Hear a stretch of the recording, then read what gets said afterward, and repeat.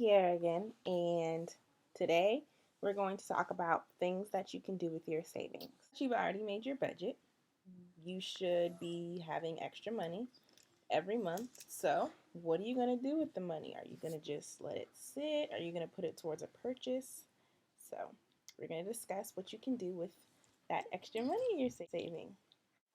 Okay, so there's two different types of savings. You have your short-term savings and your long-term savings. Your short-term savings is going to be, just like it's named, short-term savings for like a vacation, a large purchase, a splurge such as a purse, or basically anything within your next 3 to 6 months. Okay, so your short-term savings is going to be your savings that is accessible, easily accessible. So that's going to be like a savings account that you can easily transfer when you get to your desired amount, transfer it to your checking account.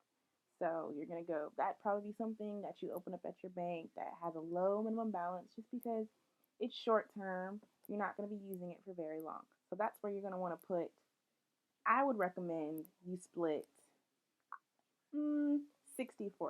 I would do 40% to the short term savings and 60% to the long term savings.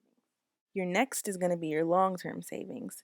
And your long term savings is typically going to be your emergency fund, which you're going to have 6 to 12 months of expenses, and it's going to be harder to get to than your short term. So, being that your long term savings is going to be your emergency fund, your go to fund for like unemployment, anything catastrophic that happens, your car breaks down, that being that that is going to be your emergency fund, that's where you're going to want to put 60% of your savings.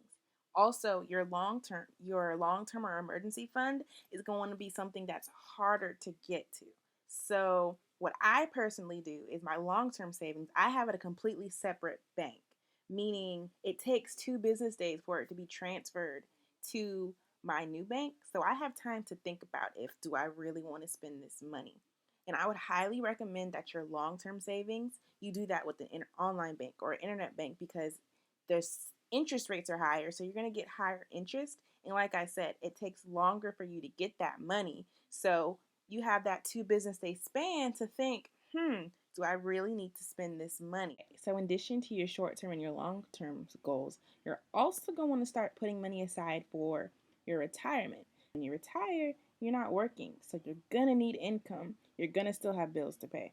Like I said, you're going to want to save for your retirement. And you can do that in the form of IRAs, 401ks, Roth IRAs, investments.